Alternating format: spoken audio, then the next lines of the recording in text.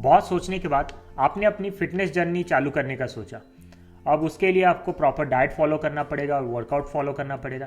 Workout के लिए आपने एक जिम ज्वाइन कर लिया और पहले ही दिन जिम में जितने सारे मशीन्स थे आपने सब ट्राई कर लिया और जितना भी आपको पता था एक्सरसाइज आपने सब कुछ ट्राई कर लिया। नेक्स्ट दिन सुबह आपके हाथ पैर नहीं उठ रहे हैं सोरनेस के वजह से, आपकी बॉडी कंप्लीटली सोर्ड है and you are barely able to move your body. अब इसके चलते आपका जिम का जो सेशन था वो मिस हो गया और आपने सोचा जिम तो अभी नहीं जा रहा हूँ, क्या ही डाइट फॉलो करूँ, जब प्रॉपरली जिम जाना चालू करूँगा तब मैं अपनी डाइट फॉलो करूँगा। क्या ऐसे सिनेरियो आपके साथ कभी हुआ है? अगर हुआ है तो मेरे साथ कमेंट में ये शेयर करें। ऐसा नहीं है कि सिर्फ बिगनर्स में पाया जाता है, बट जो इंटेंसिटी ऑफ सोरनेस होता है वो बिगनर्स में ज़्यादा होता है। जब आप एक लंबे टाइम के बाद वर्कआउट अपना चालू करते हैं तभी भी आपको मसल सोरनेस काफ़ी ज़्यादा रहता है। So it happens with everyone, ऐसा नहीं है कि सिर्फ नए जिम गोयर जो हैं उनके साथ ही होता है। चलिए अब ये जानते हैं कि ये मसल सोरनेस होती क्यों है हमें। जब भी हम जिम में बहुत ही लंबे समय के बाद वर्कआउट चालू करते हैं, नेक्स्ट मॉर्निंग ही हमारे मसल में काफ़ी सोरनेस रहती है। ये सोरनेस को डॉम्स कहा जाता है, that is delayed onset muscle soreness.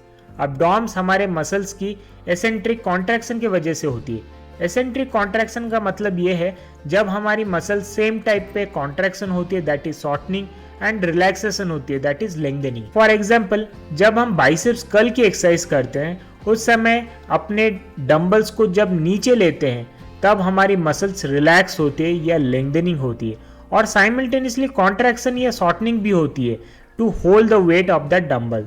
सो इससे हमारे मसल्स में नैनो लेवल के टेयर्स होते हैं एंड कैल्शियम बिल्डअप हो जाता है मसल्स में in the form of inflammation, जिससे हमारे मसल्स में सोरनेस होती है। मोस्टली वर्कआउट के 6 घंटे के बाद होता है and it might last up to 24 to 48 hours. तो आज हम जानेंगे कुछ इफेक्टिव तरीकों के बारे में जिससे आप अपनी मसल सोरनेस को घटा सकते हैं। आप ये सोचते होंगे कि स्ट्रेचिंग करने से आपकी मसल की सोरनेस आफ्टर द वर्कआउट कम हो जाती है, but unfortunately studies and research कुछ और ही कहती है।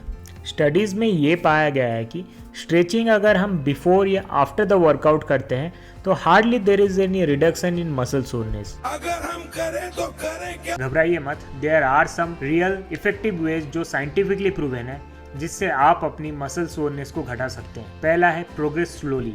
आपने तो ये कहावत सुना ही होगा कि slow and steady wins the race. तो ये ही सेम अप्लाई होता है आपके वेट ट्रेनिंग में भी।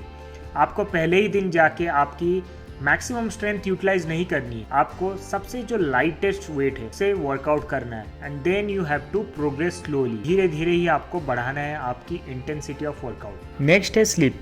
ये सबसे ज़्यादा नेग्लेक्ट किया जाता है मैक्सिमम लोगों में, but this is another most important factor for growth and recovery of your muscles, क्योंकि प्रॉपर स्लीप से आपकी ग्रोथ हार्मोन बॉडी में रिलीज होती है विच हेल्प्स इन रिकवरी। अगर आपको सोने में दिक्कत होती है तो उस पर मैंने एक वीडियो बनाया जहाँ पे कुछ टिप्स एंड ट्रिक्स फॉलो करके आप सिर्फ 2 मिनट में ही सो सकते हैं। वीडियो की जो लिंक है मैंने स्क्रीन के टॉप में दे दी है और डिस्क्रिप्शन बॉक्स में भी मेंशन किए, आप उसे जरूर चेकआउट करें। नेक्स्ट है myofascial release. Another effective way of reducing muscle soreness is myofascial release using a foam roller. Studies ये कहती है कि foam roller effectively reduces the DOMS. अब फोम रोलिंग आपको 1 से 3 मिनट तक करना चाहिए, खासकर कि उस एरिया में जहाँ पर आपको सोरनेस ज़्यादा है। आपको ये जल्दी जल्दी में नहीं करना है, बल्कि आपको प्रेशर डालना है, खासकर कि आपके टाइट स्पॉट्स में। ये आपकी ब्लड सर्कुलेशन को एनहांस करती है, there by decreasing the muscle pain and increasing the mobility. इसको आप पोस्ट वर्कआउट कर सकते हैं। नेक्स्ट है active recovery.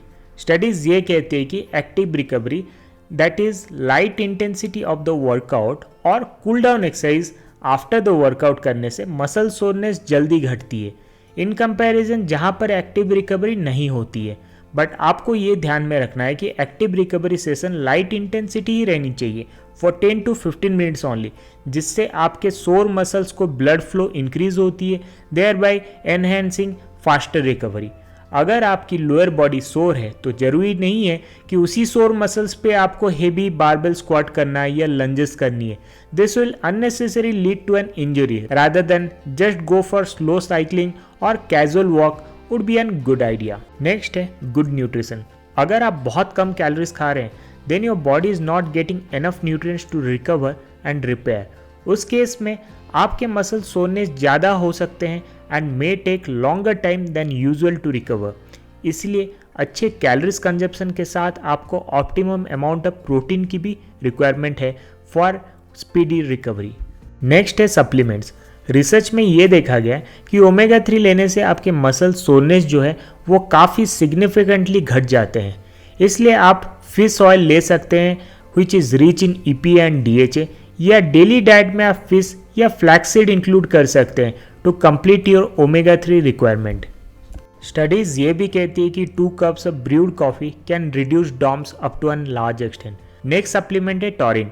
Taurine is also seen to reduce soreness up to an large extent. ये भी स्टडीज़ में देखा गया है। नेक्स्ट है मसाज।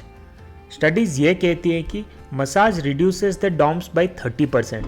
आप मसाज करने के लिए हर वक्त प्रोफेशनल के पास जाने के लिए कोई ज़रूरत नहीं है। आप इसे घर पे भी कर सकते हैं by using a massager machine या सेल्फ मसाज से। मसाज करने से ब्लड फ्लो बढ़ती है which helps to recover the soreness faster. ये सारे प्रूवन एंड इफेक्टिव तरीके अप्लाई करने के बाद आपकी मसल सोरनेस जरूर घट जाएगी, और मसल सोरनेस घट जाने के बाद आप कहोगे So ये था मेरा complete analysis with scientific research and reviews regarding effective ways to handle your muscle soreness. अगर आप अपनी फिटनेस जर्नी में स्ट्रगल कर रहे हैं and you don't know how to proceed, so मेरे साथ 1-to-1 कंसल्टिंग के लिए या कोचिंग के लिए आप मुझे इंस्टाग्राम पे DM कर सकते हैं, या मेरी ईमेल ID पे भी आप मुझे कनेक्ट कर सकते हैं। मेरा वीडियो पसंद आया तो लाइक करें, और ऐसे फिटनेस रिलेटेड कंटेंट के लिए मेरे चैनल को सब्सक्राइब भी करें। जाते आते बेल आइकन दबाना ना भूलें फॉर रेगुलर अपडेट्स। मिलते हैं बहुत ही जल्द और एक नई वीडियो में। Till then eat clean and stay strong.